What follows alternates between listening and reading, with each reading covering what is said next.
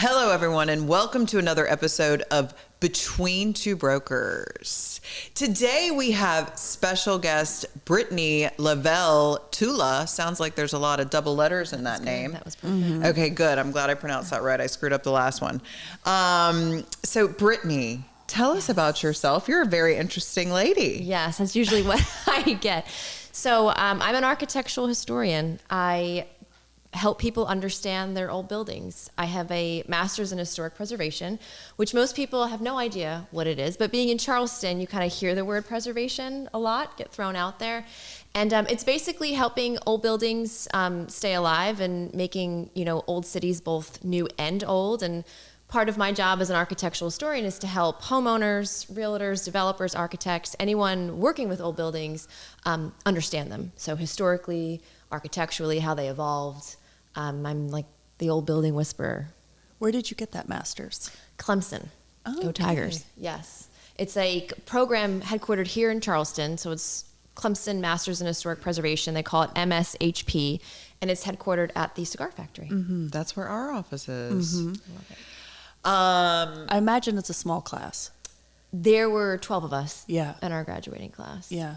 And I think, but now, honestly, that was well over a decade ago. But I think now programs in historic preservation are just booming. I think people are realizing how much activity is happening in our cities across America and how there needs to be a compromise between old and new. And so I think professionals in the preservation field are just maybe becoming a little bit more essential, and that in turn is making the programs grow, which is exciting. Was your original interest in architecture or history? No, what's interesting is I graduated from Elon in North Carolina, Elon University, with a communications degree.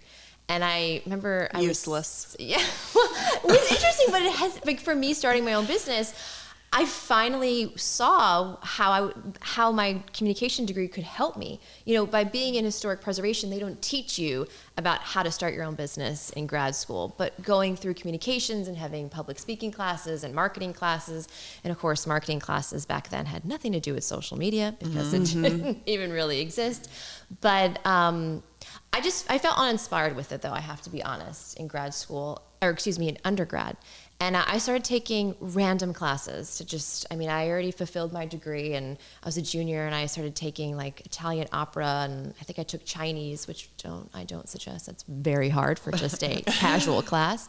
And then I took an art history course, and it's that class that they started talking about cathedral architecture and showing us people every day that work to keep these old buildings alive from even paintings. And I said, these are my people. And so I went to grad school. That was my favorite class as a freshman at College of Charleston. Art history? Mm-hmm. Yes. My parents made me take it. I was not excited about it, and I got 102 in that class. Loved it. It's fascinating. It is fascinating. Okay, so I want you to talk about how special Charleston is. Oh gosh, related how much time do we have? What you know. I mean, Yes. what you know about the U.S. and even internationally. Because, we can feel it, right? Like, I was talking with Aaron and Tori last night when we were out. Like, I remember when my parents... I came down for a recruiting visit to College of Charleston. I was 17, and they took a ride on St. Philip Street, and I saw the campus, and I saw the cistern, and I was like, I don't want to apply anywhere else. I don't want to go anywhere else. This is where I want to be. This feels so good. I love that. But I don't know why. But I want you to talk about feeling and then how important Charleston is. So I always say, Charleston is unlike any other place in the world, period. I've been to a lot of places. I know people who have been across the world, and they will tell you that Charleston, it is confirmed, is truly like any other place in the world. And I think it is for a number of reasons. One, it's not a museum city. It's a living city. So I love when people come in, especially tour College of Charleston's campus, and you see the families. Yep. And all they're doing really is watching the students walk through the campus, and they're like, wow, like you get to... they like to watch us live in the city. I don't know if you've noticed that when you walk down the street with the coffee, you can see the tourists looking at you, and it's because it is a living city. And the backdrop is one of the finest collections of architectural history in America. I believe it is the finest inventory of architectural history. And that's from the 1700s to 2023. I mean, we have just this mix. And I think when you walk down places like King Street, like St. Philip, even the historic district at night, like Meeting Street south of Broad, if you've ever walked down at night, it's just incredible. And it's, I think because these houses and these places they're evidence of time periods that we can't even imagine really happened. And they're here and people are living in them and using them. And Charleston has a way of capturing every period in American history, every period. So you have the early colonial period, and we have the large mansions. Charleston was one of the wealthiest cities in the British American colonies, and we have the buildings to prove it. We also have the outbuildings, the kitchen buildings, the enslaved quarters. That is just as much, perhaps even more important, to show that side. And we have, if you look back behind the big houses, you will see an inventory of what we call outbuildings. And so we still have the collection. We have beautiful, Francis Marion Hotel is one of like the early skyscrapers, of like the 1920s and 30s. And so I think you can walk down the street, you can feel as if you are transported back in time, but it's a living city. And that's hard to find in many other older cities. I get like goosebumps hearing you talk about, I did too. I mean, it's beautiful. So I'm going to dumb this conversation down real quick. When you're talking about how like tourists like stare at you or what, when I was waiting tables, I was shocked by the number of people would be like, so you live here? Yeah. I'm like, no, sir. I drive an hour and 45 minutes from Columbia every night to collect $250 in cash and drive back. Of course I fucking live here. But people, I don't know. It's just like, why is it so shocking that people live here? Well, I think, now lately Charleston's become like a heavy vacation town, right? Everyone is visiting and then they go away. But it's the way that it looks. Like it is the way that it looks. Yeah. It's a fairy tale. It's like magical. Like when she was talking about Meeting Street at nighttime, I got goosebumps because I was like thinking about how that feels when you're there. And you know that like every scene that those buildings have witnessed, all the generations of families and lifetimes of whatever. Like it's just crazy. Maybe they were just surprised that like a waitress could afford to live here, Yeah. Right. And you don't, I mean, obviously they're not traveling down the streets with the little homes on them. Right. But even those, oh my gosh, I always say the littlest buildings sometimes have the most powerful stories because those are usually the working class Americans, like the ones working on the railroad, the newly freed black farmers. Like it's just that to me, when I get a property owner who acknowledges, I have an old house, but it's tiny. Nothing probably important happened here. I'm like, oh, buckle up. Yeah. Let's go. Buckle up. This is the good stuff. But yeah, no, I think it is the way that it looks and it feels. And I think part of preservation, what we try and help people understand is that when you walk down the street, you walk down certain streets because of the way you feel.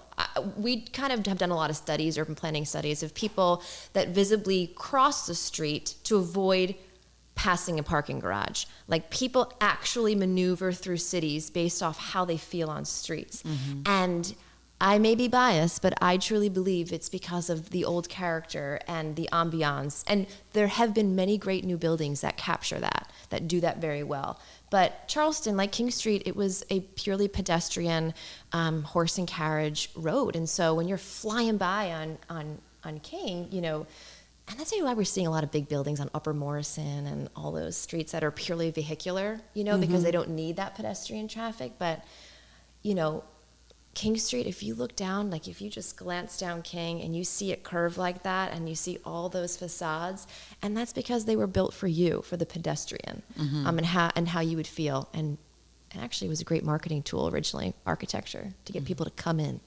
Yeah, I love the old pictures of Charleston where it's just, it's just, and I guess they're actually drawings, a couple photographs, but it's just people in the streets and maybe an occasional like horse and buggy. But I mean, and that's, I think, correct me if I'm wrong, but that's why so many of the streets are so narrow. Oh, 100%. And you have to like take turns with the cars is because they weren't built for cars. Yeah. And people hate when I say this. I've gotten so many mean comments on Instagram when I say this, but the best way to see Charleston is from the middle of the street. And of course, people were like, that's what the tourists do. That's what makes people get in accidents. It's like, well, when there's no cars, obviously. Yeah. But get in the middle of the street and that's the way the buildings were meant to be seen. Mm-hmm. The fire department cracks me up because they have special custom fire trucks to fit down the streets. Like, they can't just I don't know, they probably wouldn't just open up a catalog and order a fire truck, but they have to get them specifically made to fit, because Trad Street, Elliott Street, all these narrow streets, they got to get down them. Yeah. And they would rather change the truck than lose sidewalk or expand the street.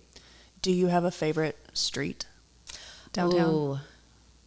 Well, yeah. So I have a favorite walk that I do, I will say. So I go down Trad. Mm-hmm. I start from Trad and East Bay, and I walk west against traffic, and you walk straight down the middle, and then you go all the way to Legree, you take a left on Legree, and you come all the way back. And I think, and then of course Meeting Street at night, you cannot beat that.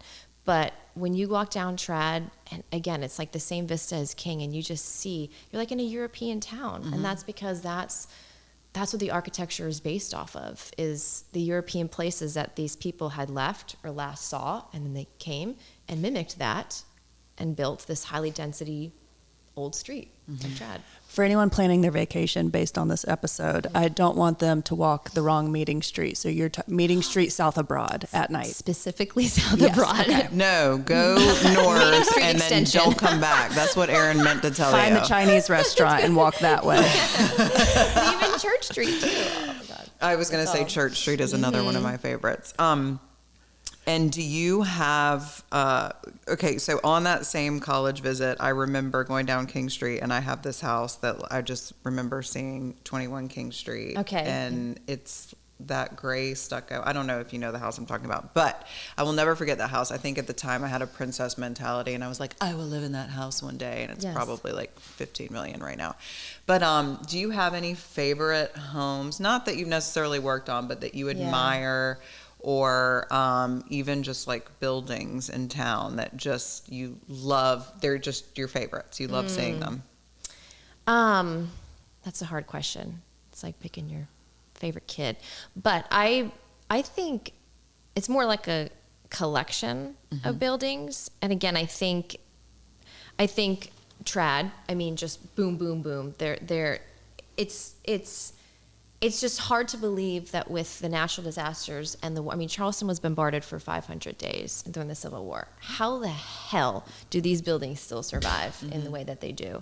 But my favorite are the ones that are really struggling, that are really sick buildings, and someone comes in and just gives them the love that they need. And you can see that when that happens, when they appear dull, and of course the paint's chipping, and then, a few months later you see the construction teams coming in, and you pray to God that they're doing it the right way, and you see the dumpsters, and then, as preservationists are looking in the dumpster to make sure there's nothing old in there, but when it's done the right way, you can just see the building pop. And there's a lot still in the South of Broad neighborhood that need that love.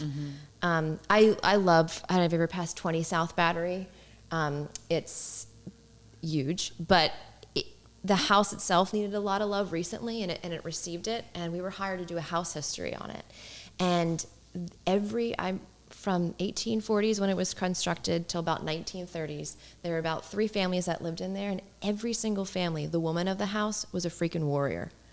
And I think they subconsciously knew that. They had heard stories about the women in this house and their role in Charleston history, and I think that was maybe the impetus to them really putting the love back into it.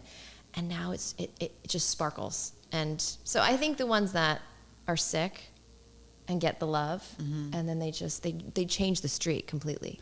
Talk about some of the natural disasters, because I remember when I took geology in my freshman year at CFC, we did an earthquake tour. Oh yeah, to talk about the earthquake of 1886, and you see all these big bolts in buildings. Yes. So talk about how that changed the architecture of Charleston. So the first thing Charleston had a ton of fires, and I think we see that being one of the biggest threats to the city in the early 18th century. And so, for example, State Street was super narrow originally, almost like Church Street at the very end. And in between 1810 and 1812, there was a huge, devastating fire. And they said, enough of this. You can now no longer build in wood. We're not playing that game anymore.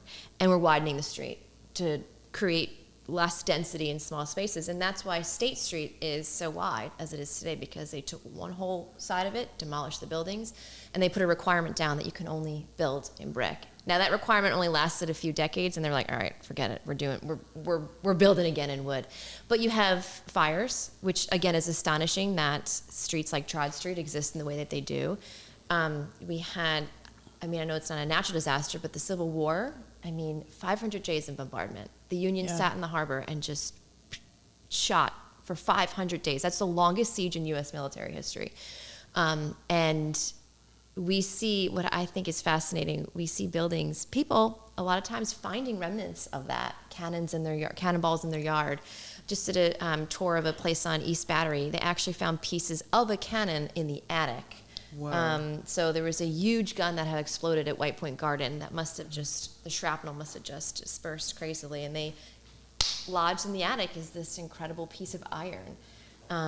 Earthquake, 1886. Yeah, you see all the bolts. It really petrified the city, killed a lot of people. We see a lot of buildings getting renovated in a really cheap and fast manner. And a lot of these grand old houses were fixed, again, just to get it back up and running. And so a lot of times in architectural history, when we're working with clients, and working with architects and developers, we're always looking for those 1886 repairs, because they're so obvious, because you have this beautiful integrity construction with 1886 repairs that just were so shoddy. Explain what the bolts do. So they sister in the walls. They keep so a lot of times you will see them, of course, in the brick buildings. They keep the brick walls straight, and usually they're connected to the floor joists inside the building. And there were a few that were done before the earthquake, but most of them were done after.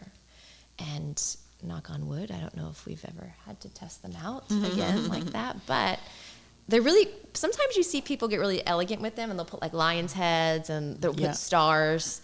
People that used houses for rentals just did the regular old bolts, but that's such a big part of our story. I think the fault line's in Somerville. Yes. So I have earthquake insurance, and you should too. Yes. Erin's our resident worrier. It's a-coming, whatever it is. So explain talk about the name of your company and who your clients are. So why is somebody going to call you to come in? You're going to do house history as one of the services that you offer. What else? So my firm is BVL, Historic Preservation Research. That's my initials, BVL. And homeowners, of course, that want to know about the homes that they live in. So house histories are a big portion of what we do. We do architectural evolution reports for architects that are beginning to work on an old building, so that they understand the structure before they start taking off, walls and stripping off plaster. We do a lot of National Register of Historic Places nominations, and that's for people that want to protect their property, or we're working on a historic district out in Mount Pleasant for the Phillips community. It's a great tool to just recognize an old place that perhaps doesn't have local protection on it. We do historic tax credits for homeowners and developers. So anytime a developer or a homeowner wants to renovate or restore their building, the building has to be in the historic district, and it has to be individually listed to the National Register. But the state gives tax credits to those people, and so we help them do the restoration and renovation in a sensitive way that kind of honors the historic character, but then allows it to be livable in the way that they want. And in turn, the state would approve them for tax credits. It's a win-win for everybody. So when somebody buys a historic home, they should really rope you in right at the beginning before they have to. Yes. They have Can we give a definition of historic, or what's the youngest house that interests you, I guess? So, according to the federal government, anything 50 years or older. So that's 1973. Yeah. We're not so historic much yet. No. But in Charleston's district specifically, it's 1940 and back. Okay. So what's the oldest one you've worked on? The oldest. We just finished a 1760s house on Meeting Street. Yeah. How's that holding up? Beautifully. Yeah. Okay. Those are the ones that are built the best. Right. Those are the ones that are built the best. Oh my gosh, we found original wallpaper when they started stripping off the plaster. I mean, 1700s wallpaper. Wow. And of course, it's like bright blue. It's like these colors are incredible that they're using. And you have to think about it. There's no electricity, so how are they illuminating rooms at dusk and at night? It's color and mirrors. And so it's just, that to me is fascinating, that whole engineering of pre-electricity, of how they bring spaces alive. What else are like, something like that, like that we wouldn't even think about, like why? Because when you walk in some of those houses, you're like, God, this kitchen is so small, Yeah. And well, that's the thing. Kitchens, they work in these old buildings. They're usually added on the piazza, right? They kind of sometimes infill the piazza, or sometimes they're adding what we call hyphens in the back of the building. So between the original outbuilding and the main building, you see these connecting hyphens. I guess that makes sense. It's very self-explanatory. But after the Civil War, they began to connect the outbuildings in the main house. And as time went on, they started adding modern amenities in those hyphens that they wouldn't. Charlestonians have been devoted to their architecture since the very beginning. They had no one telling them what to do. And still they put their kitchens in the least intrusive space in the house. And that was, let's create a new addition in the back instead of ruining our walls, mantle, floors. I always thought it was because they were prone to fires, and so that was like strategic to do the kitchen in the back. Well, when they're doing, historically they were. Now that's why we have separate kitchen houses. Okay. When they're cooking over a live fire, yes. But by the time they're adding kitchens onto historic dwellings in the back, we've kind of evolved in our kitchen ways. So you may have a stove. It's not necessarily an open fire at that point. So before the Civil War, Charleston had enslaved workers in the kitchen house, and yes, that's where. And they specifically always made kitchen houses brick and separate from the main house for that purpose. But beginning of the turn of the 20th century, we start to see the earliest kitchens get added to the rear of these buildings, and they're oftentimes added right in that hyphen. They don't want to ruin the drawing rooms, the dining rooms, the bedrooms, the piazza. One of the things that you said in your Creative Mornings talk that I watched was something about the motto of Charleston, which I don't know it, but something about taking care of the buildings. She protects, let's see if I can remember it. She protects her buildings, something else, and something else. She protects her laws. Oh gosh, maybe her this is a cop citizens. quiz. But the word buildings is in there. Yes. And I just thought that was so, that makes so much sense. Well, because you think about it, so Charleston, again, the wealth flowing in here was incredible. Mostly from, of course, what's happening on the surrounding plantations, the cultivation of rice, tobacco. They're using lumber. A lot of the South Carolina pine in their early years is actually getting shipped over to England. So many buildings built in England are made of actually South Carolina pine. Livestock, for some reason, the butchering that went on here, the meat went to many different places. So the money is flowing, and how they're showing their wealth is through the architecture, is through the buildings that they're erecting. And so that's why you see, if you look close, even the simplest buildings have the most incredible detail. And it could even be in the stone that they're using. If they're using stone prior to the Industrial Revolution, that's insane, because we have no stone here. So they're getting it shipped in. They're using plaster and cornice. Some people are gilding their details on the interior. And we see Charleston, as time goes on and as the Civil War ends, Charlestonians are still very prideful of their history, and the only thing really that they can hold on to that represents that are the buildings. And so therefore we see, even into the 20th century, well into the mid-20th century, and even today, buildings, the architecture has always been at the forefront of Charleston's soul. And we will fight to the death. I'm a Yankee, so I guess but I have now come in and but no one's messing with our buildings, and we'll make sure of it. And that's why the city most of us in the city, we're just so adamant and anal about the new buildings that go up because it's such a legacy, and what you put on the streets matter, and there's a power there, and you got to make sure that it actually contributes to the streetscape. So we'll see. Seems like we could stand to be a little bit more anal about shit that's going up on the Upper Peninsula. Here she goes. Here she goes. I believe that. She's pissed off again. 1,000%. Okay, I had like 3 questions pop up. Some of the wavy streets downtown, is that from the earthquake? Streets. I mean, like the unsteady brick, like Chalmers, like you'll break an ankle if you're walking down it at night. Oh, yeah. No, I don't know if that's necessarily due to the earthquake. I think it's due to water. Okay. We are literally, I mean, Charleston used to look like, like a hand, and then you fill, everything had been filled in over time. And, Market Street, Water Street, even the hospital is on an old marsh. I have no idea how that's possible, how they're able to do that. But I do think that what we see in the topography is a drastic difference between high and low ground, because most of Charleston was a veiny peninsula with waterways coming in and out. Also, there's brick beneath the asphalt. So my favorite are potholes. If you ever check out a pothole in the historic district and you see that historically, our roads were brick. And then as the Industrial Revolution approaches, we start to see, originally roads were dirt. And then as the Industrial Revolution approaches, we start to see them laying brick, for more steady. And then, of course, the modern pavement. But that brick is still under there. So that could also be part of it, of the brick moving and then popping up that pavement. Yeah. And I guess this is more of a comment, but I did a tour with, I don't know if it was the Preservation Society or the Historical Society several years ago, where we went to one of these homes. And in the main part of the house, they had upgraded to, electrical and everything, but in the bedrooms, they were still using candlelight. Oh, wow. Yeah. Where? I guess you haven't been in there. Was it Legree? I don't remember. Because the Legree is still purely lit by the gas. It could have been. If you ever get a chance to go to a party there, the champagne tastes so good underneath original gaslight. All gas. But that's interesting.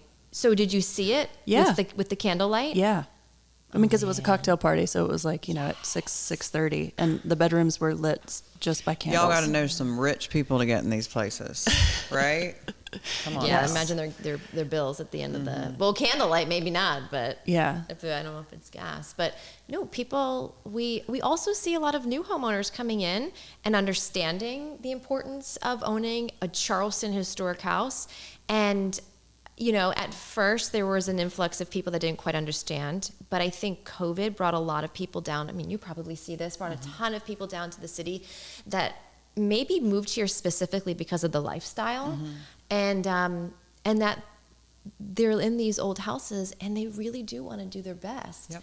And so I was going to tell you it's probably an older generation Charlestonian, but it was. Was. Oh, okay, yeah. But I was going to say, but sometimes we've been seeing these newcomers and it's like, hell yeah, good for you. Like we benefit from you being here as opposed to not wanting you, Oh no, he had like the French Huguenot accent and everything, which I love. I think it's so charming. And then like your process for uncovering the history of a house. Yes. You don't have to go into all of that, but I mean, has there been an instance where you're like, I just cannot find out that much on this property? No. And I will tell you, there's always a way. So the first thing we always do is we go to the property and we read it. So I can walk into a historic space and begin to help you understand how it evolved based off the materials or what kind of additions we're seeing, what age it is based off potential style indications. So at the very least, there's always the physical building to tell us that story. And the building is always the greatest resource because that is like the truest resource. But even if you can't find things on the specific people that live there, you can begin to unravel a building story just based off general history of Charleston. So if it's a fairly large building, a big house, you're working with someone that's wealthy.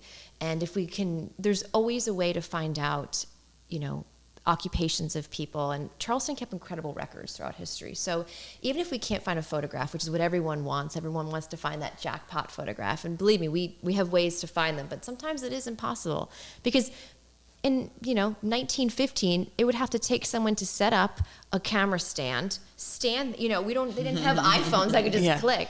But I use the term historic context a lot, because a lot of times we can build a building story just by knowing the context in which it was erected. And by that, I mean just the general history surrounding it. So, for example, we did a house history for a building on Anson Street. Oh, this is good for St. Patrick's Day. It was built by Irish immigrants in the 1890s. And they were Irish immigrants at that point. They for some reason, I don't know if it was because of the dialect because a lot of times the census helps us in understanding people, but the census taker would have had to have stand there and gotten the information verbally. And so a lot of times Irish immigrants and European immigrants, their names are botched on census records, because you can just imagine the conversation happening at that door. And so we couldn't really quite find a lot, but we found a lot on their children, which grew up in early Charleston in the 19-teens. And so we were able to tell the story of the Irish immigrants that built the building based off what their children went off and did. And this woman, Catherine, she's a first-generation American. She goes on to become a nurse in 19-teens. She goes off and actually goes to service during World War I. I mean, this gives me chills. And then she becomes head nurse of Walter Reed Hospital during World War II. And she's a first-generation Irish American. And there was a lot of research on her. And so there's always an angle that we can begin to formulate and kind of use creative ways to tell a story of a group of people if you can only get a certain flow of information. Are you sharing these stories anywhere, like on your website or? Yeah, well, I use Instagram constantly. I'm always sharing. Tell the people what your Instagram handle is. It's BV Lavelle Tulla. So that's just my name. Spell it. I know. Lavelle Tulla. Okay, but I went on it yesterday and it's awesome. Oh, I okay. highly recommend. Yeah, I mean, it's fantastic. Thank you. It's BVLavelleTulla.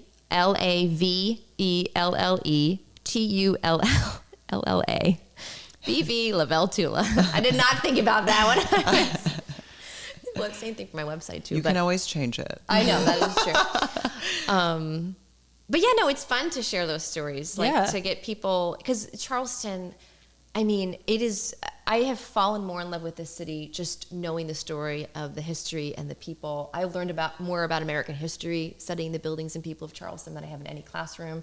And so my goal is to get people as excited about old buildings as I am. So that's why I share it. You sold me. Yeah, and you're so interesting. Yes, this is fantastic. We're so grateful to have Thank you you for having here. me. Yeah, I mean, but in the city, and to know that we have you as a resource, it's wonderful.